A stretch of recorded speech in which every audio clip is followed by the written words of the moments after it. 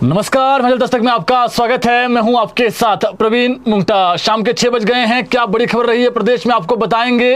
Bulletin को share जरूर करें ताकि प्रदेश के सभी लोगों तक ये अपडेट पहुंच सकें। आज की सबसे बड़ी जो खबर है वो 2000 भर्तियों को लेकर के है। हाईकोर्ट में आज एक केस लगा हुआ था और काफी लंबे समय से जो लाइब्रेरियन है उनकी जो पोस्टें खाली पड़ी थी, आज 2000 भर्तियों को हरी झंडी मिली है हाईकोर्ट से। बताएंगे कब ये भर्तियां होगी।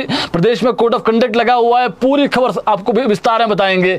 इसके अलावा जेपी नड्डा आज हिमाचल दौरे पर हैं और वहां आज यहां पहुंचने पर उन्होंने कई जनसभाएं की है और जनसभाओं में जो है वो कांग्रेस पर जमकर जुबानी हमला बोला है। आपको बताएंगे कर्मचारियों के लिए हेलीकॉप्टर दिया जाएगा और ये कौन से कर्मचारी होंगे वो आपको बताएंगे।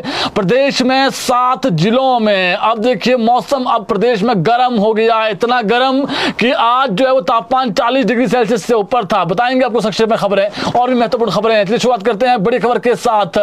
जो सबसे बड़ी खबर है आज की वो 2000 पदों पर भर्तियों को लेकर के हैं और काफी लंबे समय से जो है वो मांग भी चल रही थी। आचार संहिता खत्म होते ही प्रदेश में 2000 पदों पर भर्तियां होगी और कोड ऑफ कंडक्ट खत्म होते ही प्रदेश के जो स्कूल है इसमें जेओए लाइब्रेरियन के जो पद खाली चल रहे हैं 2000 पद, इनको भरने की जो प्रक्रिया है वो शुरू कर दी जाएगी।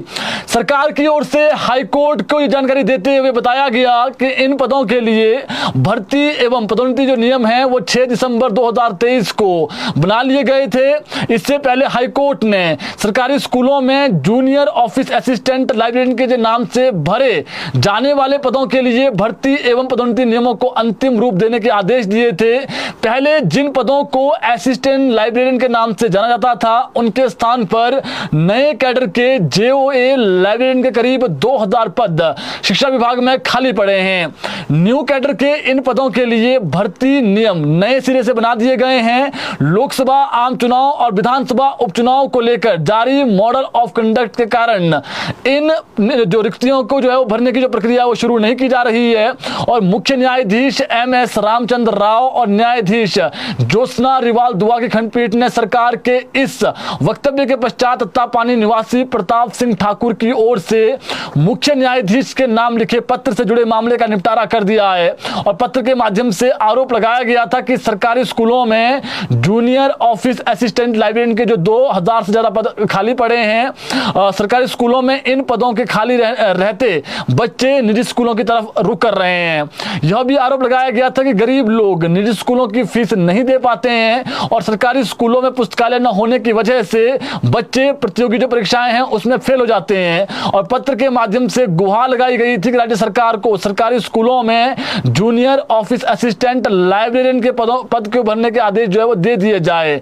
तो ये एक हाईकोर्ट की बड़ी खबर है और ये खबर इसलिए भी महत्वपूर्ण है क्योंकि जो इसमें एक याचिका करता है, हमने आपको कोर्ट के लैंग्वेज में खबर बताई, इसमें नीचे ऊपर नहीं कर सकते हैं आप खबर में। अगर आप इसको सरल भाषा में खबर को समझें तो जेओए जो लाइब्रेरियन के पद हैं वो बहुत जल्दी भरे जाएंगे। आज जो है वो सरकार की तरफ से जो बयान आया है हाईकोर्ट में, हालांकि कोड ऑफ कंडक्ट लगा हुआ है, इसके चलते ये भर्तियां अभी नहीं होगी।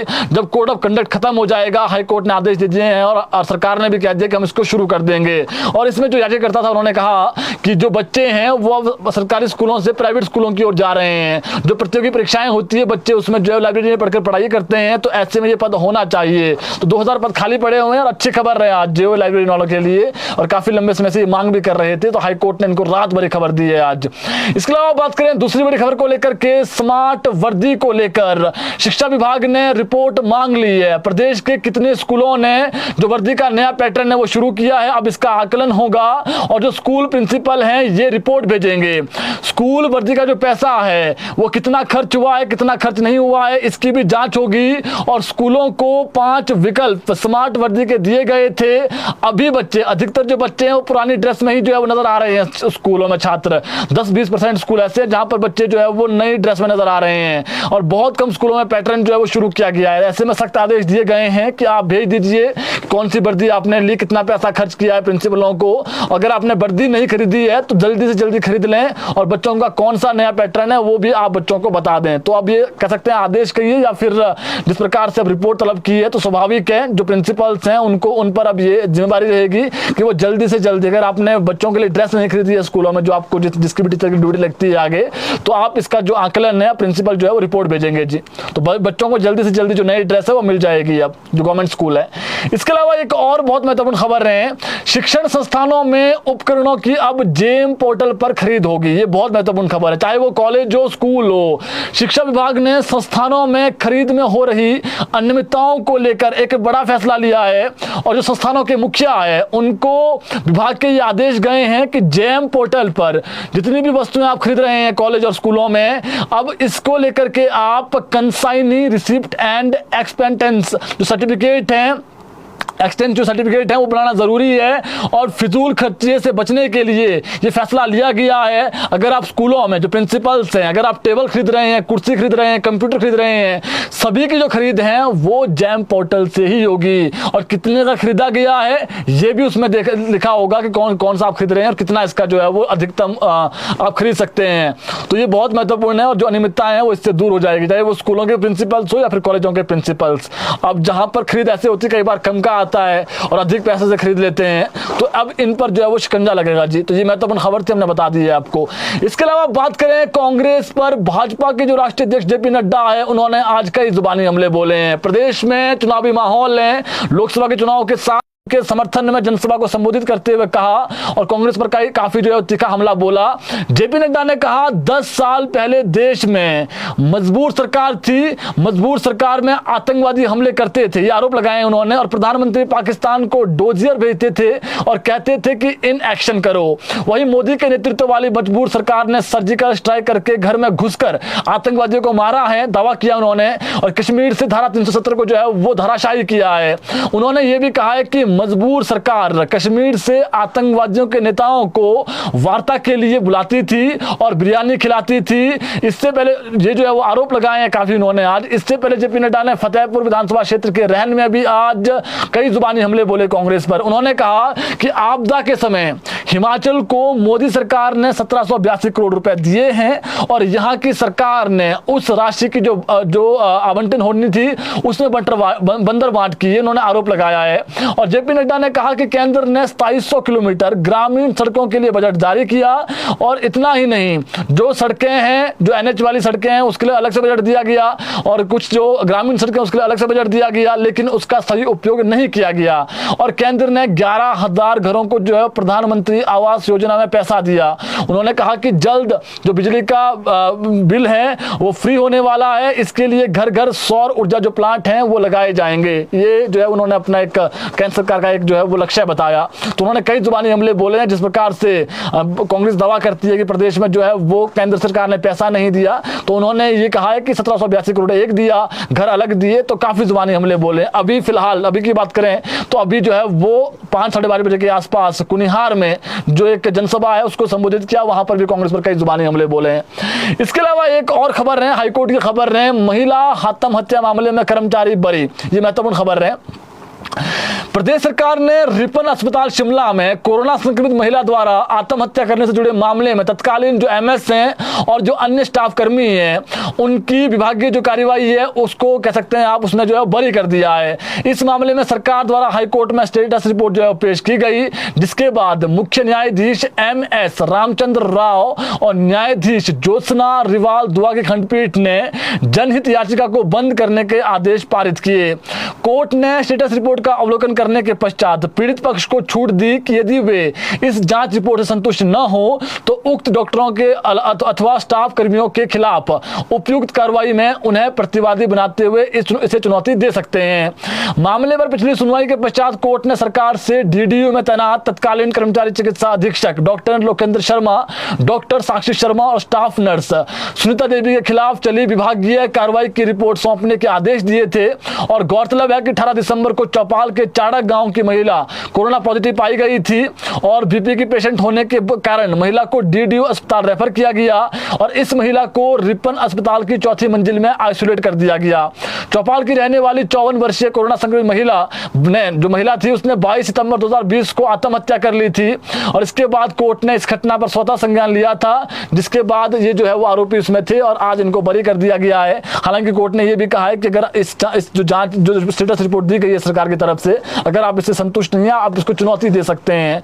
तो जो एमएस थे उस वक्त के तत्कालीन 22 सितंबर 2020 को आत्महत्या की थी महिला ने। आपको याद होगा शिमला में एक महिला ने आत्महत्या कर दी थी, जहां पर वो आइसोलेट थी कोविड वार्ड में, वहीं पर उसने फंदे से जो है लटक कर अपनी आत्महत्या कर दी थी। इसी मामले को लेकर के आज जो है वो हाई कोर्ट से फैसला आया है। इसके अलावा बात करें सीएम सुक्खू की, तो सीएम सुक्खू ने आज अनुराग पर कई जुबानी हमले बोले हैं और सवाल भी किया अनुराग से इन्होंने। सीएम सुक्खू बोले हमीरपुर रेलवे लाइन के लिए बजट क्यों स्वीकृत नहीं करवा पाए अनुराग ठाकुर। मुख्यमंत्री सुखविंदर सिंह सुक्खू ने नादौन में आज पत्रकारों के सवालों का जवाब देते हुए कहा कि केंद्रीय मंत्री अनुराग ठाकुर के बयान पर उन्होंने पलटवार किया। केंद्रीय मंत्री अनुराग ठाकुर ने बयान दिया था कि प्रदेश सरकार ने अपना शेयर जमा नहीं करवाया, जिस वजह से रेल लाइन हमीरपुर नहीं पहुंच पाई। मुख्यमंत्री सुक्खू ने कहा कि कांग्रेस सरकार ने रेलवे लाइन के लिए बजट देने की कोई जो बात है वो नहीं कही थी और पिछले 10 साल से अनुराग ठाकुर ही ये कहते कहते जो है ये कह रहे हैं, लेकिन रेलवे जो लाइन है इसकी जो योजना है उसकी स्वीकृति वो नहीं दिलवा पाए केंद्र सरकार से। उन्होंने घोषणा भी खुद ही की, लेकिन अब दोष कांग्रेस के मत्थे पर डाल रहे हैं। इससे तो ये समझ आता है कि उल्टा चोर कोतवाल को डांटे हैं। उन्होंने कहा कि भाजपा चुनाव में हमेशा ध्यान भटकाने का कार्य करती आई है और भाजपा को जवाब देना चाहिए कि आखिर क्यों अग्निवीर भर्ती योजना शुरू की गई इनकी तरफ से और हिमाचल के युवा सेना में जो जाने का सपना देखते हैं, भाजपा ने इस नई भर्ती योजना को शुरू कर जो है वो युवाओं से धोखा किया है और भाजपा को इसका जो जवाब है वो देना चाहिए। कांग्रेस ने मेडिकल कॉलेज हमीरपुर में लाया है और कैंसर अस्पताल हमीरपुर के लिए जो है वो स्वीकृत किया है। इतना ही नहीं, जब आपदा आई, आपदा के दौरान भी जो है वो केंद्र सरकार से कोई सहयोग नहीं मिला, चाहे वो सांसद हो या फिर जो यहाँ पर भाजपा के विधायक थे, वो इस मुद्दे पर जो है वो पीछे आनाकानी करते नजर आए। उन्होंने किसी बात का जो समर्थन है वो नहीं किया, ये जो है उन्होंने आरोप लगाए। इसके अलावा बात करें जयराम ठाकुर की, जयराम ठाकुर भी आज जो है वो प्रचार करते नजर आए कंगना रनौत के लिए, लगातार जो है प्रचार कर रहे हैं और इन्होंने आज कांग्रेस पर कई जुबानी हमले बोले हैं। नेता प्रतिपक्ष एवं पूर्व मुख्यमंत्री जयराम ठाकुर ने आज कंगना रनौत के लिए नाचन के जयदेवी में प्रचार किया। इस दौरान उन्होंने सरकार पर कई जुबानी हमले बोले। जयराम बोले 1.5 साल सत्ता में होने के बावजूद कांग्रेस मुद्दों पर चुनाव नहीं लड़ रही है। कांग्रेस बताएं कि उनकी 10 गारंटियों का क्या हुआ, हर महीने कर्ज लेने का जो रिकॉर्ड है वो सुक्खू सरकार बना रही है, आरोप लगाया उन्होंने। और कांग्रेस पूर्ण तरीके से एक गारंटी भी पूरी नहीं कर पाई है। जनता अब चुनाव में इनको सबक सिखाएगी और उन्होंने दावा किया कि पीएम मोदी तीसरी बार देश का प्रतिनिधित्व करेंगे और हिमाचल की जो जनता है वो लोकसभा की 4 और उपचुनाव की जो सीटें हैं 6 सीटें वो भाजपा की झोली में डालेगी, दावा किया है आज जयराम ठाकुर ने। तो जयराम ठाकुर ने यह कहा है कि मुद्दों पर जो है कांग्रेस बात नहीं कर रही है, ये उन्होंने आरोप लगाया है और 10 गारंटियां कहां गई है ये उन्होंने मुद्दा उठाया है। कांगड़ा के बड़ा भंगाल में चुनाव को लेकर हेलीकॉप्टर का आज ट्रायल सफल हुआ है। जिला कांगड़ा की दुर्गम घाटी बड़ा भंगाल में लोकसभा चुनाव को लेकर शनिवार को यानी आज हेलीकॉप्टर का ट्रायल हुआ। इस दौरान हेलीकॉप्टर ने बैजनाथ के इंदिरा गांधी स्टेडियम से बड़ा भंगाल की ओर जो है उड़ान भरी और बैजनाथ के एसडीएम देवीचंद ठाकुर ने बताया कि सेना के हेलीकॉप्टर के सफल ट्रायल के बाद 29 मई को 6 सदस्यीय जो टीम है वो ईवीएम के साथ बड़ा भंगाल रवाना की जाएगी और जहां पर जो है वो लोकसभा चुनाव को सुनिश्चित करवाएगी। उन्होंने बताया कि बड़ा भंगाल में लोकसभा चुनाव में प्रतिशतता पूरी करवाने के टीम द्वारा प्रयास किया जाएगा। देखिए बड़ा भंगाल में लगभग 159 के आसपास जो है वो वोटर हैं और इन वोटर के लिए जो है वो एक टीम जाएगी, यानी जो कर्मचारी हैं सरकारी कर्मचारी प्रदेश के, इनको वायुसेना का हेलीकॉप्टर आएगा और बड़ा भंगाल तक हेलीकॉप्टर के माध्यम से ले जाएगा। वहां पर जो कर्मचारी है जिसको आप कह सकते हैं जो टीम होती है इलेक्शन की जो टीम होती है, ये वहां पर इलेक्शन जो वहां पर होंगे जब वोट पड़ेंगे उसके बाद वोट जब पूरे पड़ जाएंगे फिर इनको हेलीकॉप्टर में वापसी लाया जाएगा। यानी जो कर्मचारी है वो हेलीकॉप्टर के माध्यम से पहले जाएंगे वहां पर जहां पर ये वोटिंग होनी है बड़ा भंगाल में, उसके बाद उनको वहां से वापसी लाया जाएगा। तो कर्मचारियों के लिए अच्छी सुविधा है जी, क्योंकि बड़ा भंगाल आपको मालूम है बड़ी दूरी पर है, पैदल जाना पड़ता है। तो ये एक महत्वपूर्ण अपडेट था। इसके अलावा बात करें एक दुखद खबर को लेकर के, आज एक युवा का जन्मदिन था लेकिन किसे पता था कि जन्मदिन के दिन उसकी मौत हो जाएगी। जन्मदिन पर दोस्तों के साथ नहाने उतरा था युवक और टॉस नदी में जा डूबा जिससे उसकी मौत हो गई। सिरमौर के उपमंडल पौंटा साहिब के एक युवक की टॉस नदी में डूबने से आज मौत हो गई। युवक अपने दोस्तों के साथ जन्मदिन की पार्टी मनाने लाल ढांग में टॉस नदी के किनारे गया था। इस दौरान सभी दोस्त नदी में नहाने उतर गए और नहाते नहाते समय युवक नदी में जो है जो बहाव था उसकी चपेट में आ गया। हादसे की सूचना मिलते ही जो एसडीआरएफ की टीम मौके पर पहुंची और रेस्क्यू शुरू किया और टीम ने काफी खोजबीन के बाद जो युवक था उसका शव जो नदी है उससे बाहर निकाला। मृतक के शव को पोस्टमार्टम के बाद परिजनों को सौंप दिया गया है। बहुत ही दुखद खबर है। किसे पता था कि आज जब उसका जन्मदिन है वो नहाने जाएगा और ऐसी जो है वो एक जो अनहोनी है उसके साथ हो जाएगी। तो लोगों से अपील है कि अपना जो बच्चे हैं उनको आप जब जो छोटे बच्चे हैं कॉलेज यूनिवर्सिटी के बच्चे हैं स्कूल के बच्चे हैं जब जन्मदिन हो तो ऐसे जिस प्रकार से आज नदी नालों में क्योंकि आपको मालूम है कब नदी का जो वेग है जो बहाव है बढ़ जाए तो बहुत दुखद खबर है। इसके अलावा बात करें एक और खबर को लेकर के आज हादसों की हम जानकारी दे रहे हैं आपको। टक्कर के बाद सीट पर फंसा रहा चालक 2.5 घंटे बाद निकला बाहर। ये खबर आज हमीरपुर से सामने आई है। नदौन ज्वालामुखी मार्ग पर आज सुबह एक हादसे में टिप्पर चालक गंभीर रूप से घायल हो गया और टिप्पर चालक सुजानपुर क्षेत्र से टिप्पर लेकर सुबह 3 बजे के आसपास हमीरपुर से नदौन के लिए चला था, परंतु जैसे वो भगवती पेट्रोल पंप के पास पहुंचा तो वहां पर सड़क के दूसरी ओर से खड़े ट्रक को उसने गलत दिशा में पीछे से जोरदार टक्कर मार दी। टक्कर के कारण चालक बुरी तरीके से जो है वो सीट पर ही फंस गया और उसकी एक टांग टिप्पर के अगले भाग से बाहर निकल गई जबकि दूसरी टांग अंदर ही बुरी तरीके से फंस गई। स्थानीय लोग और कुछ अन्य वाहनों के चालक वहां पर जो है वो उससे जो निकालने की कोशिश करते रहे, वो बुरी तरीके से फंसा रहा। उसके बाद 2.5 घंटे के बाद चालक की ओर का जो दरवाजा है उसको अगले भाग को काट कर उसे जो है वो बाहर निकाला गया और घटना में अनमोल की दोनों टांगें जो है वो बुरी तरीके से टूट गई है और जो शरीर का निचले वाला हिस्सा है उसमें गंभीर चोटें आई है और पुलिस मौके पर पहुंची और एम्बुलेंस द्वारा उसको नादौन अस्पताल में पहुंचाया गया जहां पर उसका उपचार चल रहा है और अब इसको जो है वो यहाँ से उपचार के लिए जो व्यक्ति है इसको पीजीआई जो है वो ले गए हैं। तो बहुत दुखद खबर है। चालक था और चल रहा था, अचानक आगे टकरा गया, उसके बाद जो टांगे वो फंस गई, उसकी दोनों टांगे टूट गई है और जो परिजन है उनका वो उसको पीजीआई ले गए हैं उपचार के लिए।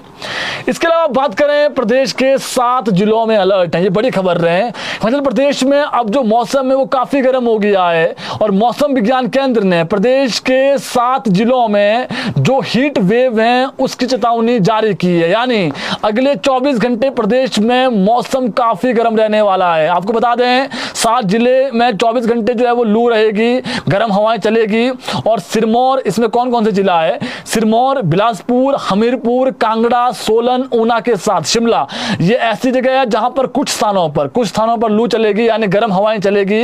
इसे देखते हुए जो है वो लोगों को अधिक धूप में बाहर नहीं निकलने और सावधानी बरतने की जो सलाह है वो दी गई है। इस बीच हिमाचल में जो तापमान है, जो आज का अपडेट हमारे पास है, प्रदेश में तापमान 40 पार हो गया है। 4 शहर ऐसे हैं प्रदेश के जहां पर जो तापमान है वो 40 डिग्री सेल्सियस से ऊपर है, अधिक गर्मी हो गई है। और अभी फिलहाल प्रदेश में जो है वो अगले 3-4 दिन मौसम साफ रहने वाला है और वेस्टर्न जो डिस्टर्बेंस है ये जो है वो कमजोर पड़ेगा यानी बारिश नहीं होगी। फिलहाल जो अगले 1-2 दिन है इसमें 5 जिले ऐसे हैं जैसे ऊना है, हमीरपुर है, बिलासपुर है, कांगड़ा है और मंडी, यहाँ पर जो है वो कुछ स्थानों पर हीट वेव चलेगी। 24 घंटे के मैंने बता दिए। अगले जो 2 दिन है इसमें जो जिले हैं वो मैंने बता दिया आपको। मौसम साफ रहने वाला है जी। 4 साल से कठोर जो एक और खबर है, ये चिट्टा वाली खबर है। एक जो चिट्टा तस्कर था, कहिए आप, जो चिट्टा ले जा रहा था, इसको आज कोर्ट से 4 साल के कठोर कारावास की सजा सुनाई है। खबर शिमला से है। राजधानी शिमला में वर्ष 2019 में एक 22 वर्षीय युवक जिसका नाम प्रज्वल शर्मा है, इसको पुलिस ने चिट्टे के साथ पुलिस ने पकड़ा था, जिसे आज अदालत ने 4 साल की कठोर जो कारावास की सजा है वो सुनाई है और इस पर 1 लाख रुपए का जो जुर्माना है वो भी लगाया गया है। अगर जुर्माना ये नहीं भरेगा तो उस सूरत में इसका जो सजा है वो 1 साल और बढ़ेगी और इसको जो है 1 साल और कारावास में रहना पड़ेगा, यानी 5 साल रहना पड़ेगा। 1 लाख रुपए इसने नहीं दिए हैं। तो ये एक महत्वपूर्ण खबर थी और जो संक्षेप में खबरें हमने आपको बता दी है। फिलहाल अभी के लिए इतना ही। कल जुड़ेंगे आपके साथ ठीक 6 बजे, नई खबरें लेकर के आएंगे और नई अपडेट आपको देंगे। जुड़े रहें ताज़ा खबरों के लिए हिमाचल दस्तक टीवी के साथ।